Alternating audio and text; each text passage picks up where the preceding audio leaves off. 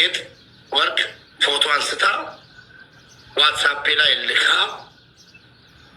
ልች እያለች ነው። እሺ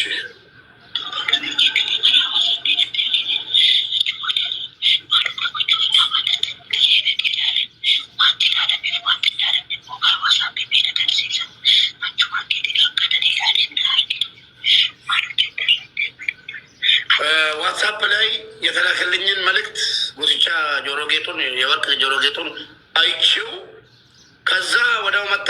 አልተኛሽም እንዴ ምን እየጠበቅሽ ነው ብላኛለች።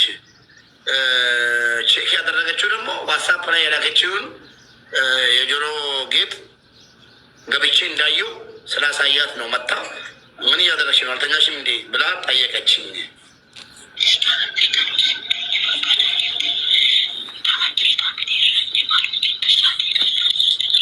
አልተኛሽም አይደለ?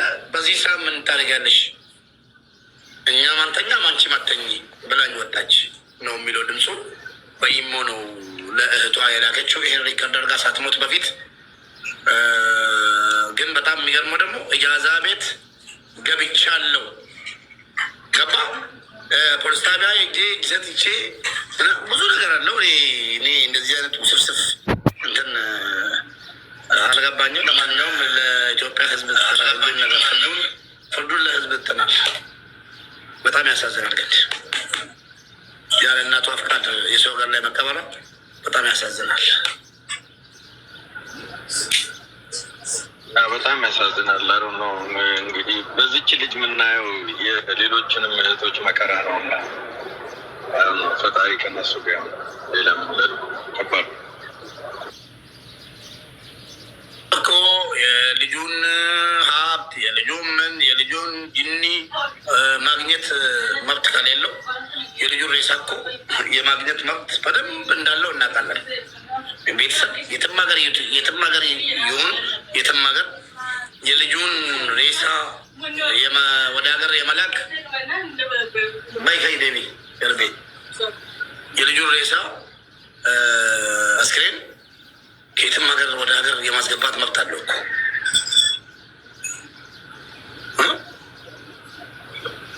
ልጅ እጇን የተጠቀለለችው ልጅ መጠየቅ አለባት ምን ሆና እንደሆነ። የተዋቺ ወይስ የተዋና እንጃ እንዳላቸው ገባች። ቪዲዮ ላይ እጇን የጠቀለለቻለች ፌስታል ማድረግ እነሱማ ከወንጀል ማድረጋቸው ድራማው ላይ በደንብ ው ሌላም ነገር ካለ እዚህ ላይ አለች እያለ እስቲ ሌላም ነገር እጇቸው ላይ ማለት ስትታገላቸው እነሱን ጎድታ ከሆነ ምናልባት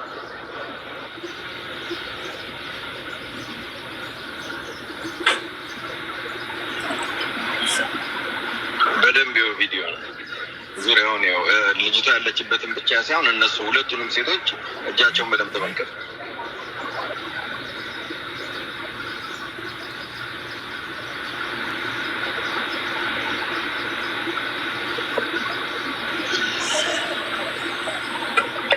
ሌላ ኢንፎርሜሽን እስኪ እስከማጣራ አሁን እስከምትመለስ ከልጅቷ ጋር ቪዲዮ የሰራችው መዲና ሚውት አርጊ ማሪ ሚውት አርጊና እኔ አብሪ ስልሽ ታበሪያለሽ። ማይኳን ነኪያት። ይሄ ጎበዝ አብሪ ስልሽ ታበሪያለሽ። ሀቢባ በኋላ ስትናገሪ እነዚህን ታውቂያቸዋለሽ በይልኝ። የሆነ ኢንፎርሜሽን ሌላ ስላለኝ መዲና ጋር ማለት ነው። እኔም መረጃ ይዤ እመጣለሁ።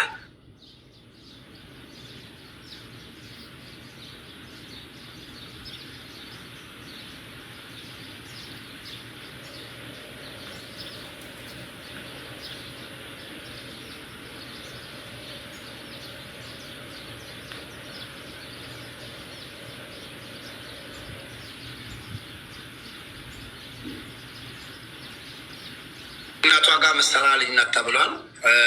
ትጠቅመናለች። በጣም በጣም በጣም በጣም ወሳኝ ልጅ ናት። እሷን እስኪ እሷ መዲና ካወቀቻት ትነግረናለች። ካላወቀቻት ደግሞ እኛ በምንችለው መንገድ ልጅቷን ልናመጣ እንሞክራለን። ቪዲዮም ሰርተንን ምንም አድርገን